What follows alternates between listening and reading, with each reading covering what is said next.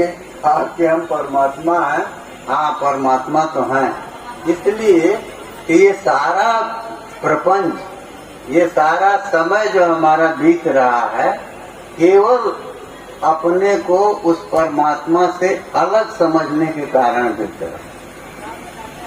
यदि हम अपने को अलग न समझे, अलग का क्या अर्थ होता है? अलग्न।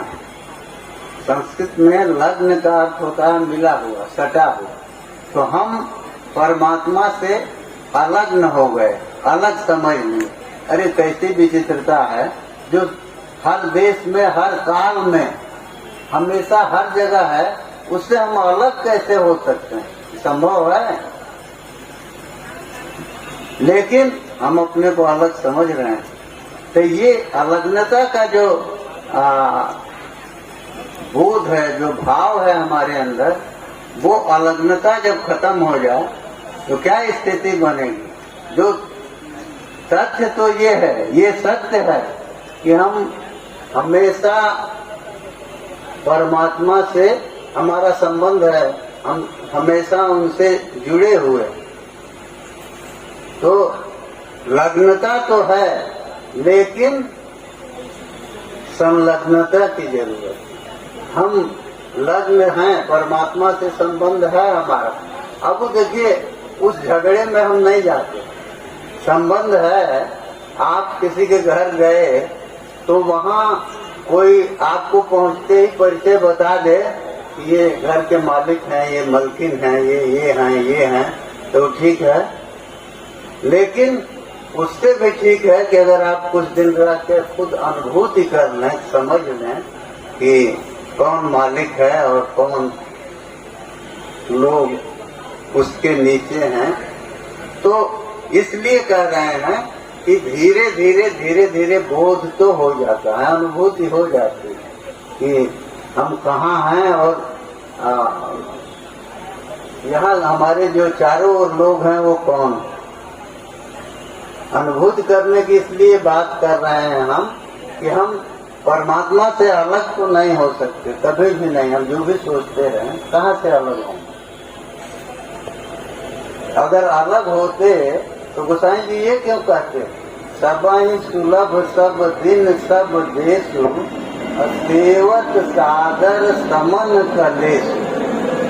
यही कमी है, वो सबको सुलभ है, सब दिन सुलभ है, सब देश में सुलभ है। लेकिन जब हम सेवत सादर, आदर के सहित जब हम उनके महत्व को समझते हुए, उनकी पावनता का अनुभव करते हुए, उनके सानिध्य का अनुभव करते हुए जब हम इस जीवन को बिताएंगे, तो सेवत सादर समन कलेश, तो क्लेश जो है, पीड़ा, उसका वो समन करती। जो सुख तो कहता है ना, अविद्या स्मिता रागत द्वेषा विनिवेशा पंचक क्लेशा, 5 क्लेश। तो 5 क्लेश जब है, एक तो क्लेश कहीं से थोड़ा सा अगर हमारी बाह में दर्द होने लगे, अंगूठे में दर्द होने लगे, तो फिर सारा ध्यान, वो सब कुछ, सबकी विस्मृति होती है, सारा ध्यान वहीं रहता है। क्लेश जो है, इसका यही काम है कि ये हमको अत्यंत परिच्छिन्न बनाता है, वो खींचता है। तो अविद्या तो हमको कम करती ही है। क्लेश में पहला है ना अविद्या, अविद्या स्मिता राग द्वेष और अभिनिवेश। तो ये क्लेश हैं। तो ये क्लेश तो बाधा डालेंगे। तो बाधा क्या है? अरे व्यापक जो है वो अपने को परिच्छिन्न समझ ले, जो सुख रूप है वो अपने को दुखी समझ ले, इससे बड़ा क्लेश क्या होगा? तो इसलिए भगवान ये अवसर हमको देते हैं इस धरती पर भेज के कि हम अपने को समझने का प्रयास करें।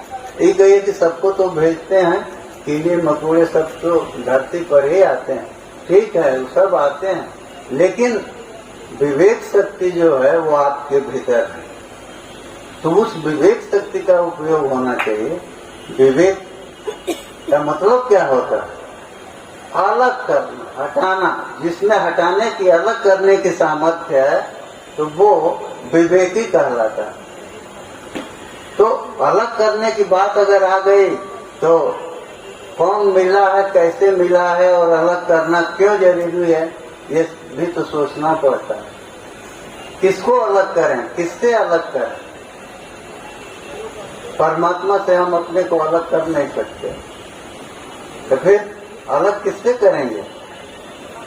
तो जो चीजें नहीं हैं और जो जिनका सर्वदा भान हो रहा है, तो वो उनको अगर अलग कर दें, उनका तिरोधान कर दें, वो माने जो भी चीजें हमको दिखाई दे रही हैं, बड़ी विचित्र बात है। दिखाई जो चीज, अगर कोई परमात्मा से अलग कोई चीज दिखाई दे रही है तो उसका दिखाई देना ये बताता है कि हमारे अंदर विवेक शक्ति नहीं है। क्यों नहीं है? क्योंकि जो दिखाई दे रहा है वो सर्वाधार को छोड़ के कहाँ से रहेगा? नहीं रह सकता। हर चीज कहीं न कहीं किसी न किसी आश्रय पर टिकी हुई है, तो वो आश्रय ही तो आधार है। तो कहें कि आधार जो है पृथ्वी है, तो पृथ्वी है, दिखाई देता है, लेकिन वस्तुतः आधार वो परमात्मा की आधार शक्ति है, जिसके द्वारा वो इस पृथ्वी को भी धारण किए हुए, रोके हुए, और जब तक उनका संकल्प रहता है, जब तक इस सृष्टि पर हमारे आपके, चाहे उसमें एक कल्प में हम करोड़ों बार आ जाएं, उससे मतलब नहीं है, लेकिन जब भी आएंगे आधार की तो जरूरत पड़ेगी। तो भगवान उस आधार शक्ति को, माने आधार को अपनी शक्ति से वो स्थिर किए हुए। लोग कहते हैं ना कि उसमें जो है, जैसे उसके हिरण्याक्ष के उसमें आता है, भगवान शुकर बन के और उसको धरती को निकाले, तो शुक्रावतार ये सूचित करता है कि उनके लिए वो शुक्र है, कोई चीज नहीं है। हमारे लिए ये लगता है कि धरती है, इस पर नदी, पहाड़, जंगल और जो कुछ है सब कुछ इसी के ऊपर है, जिसमें कितना वजन होगा, तो वो उनके लिए कुछ भी नहीं है। इसीलिए वो शुक्र अवतार में आए और वो दिया है कि ये कहीं कहीं उपसर्ग को दीर्घ हो जाता है, तो शुक्र होना चाहिए था, लेकिन वो हो जाता है कभी दीर्घ, तो शुक्र हो गया।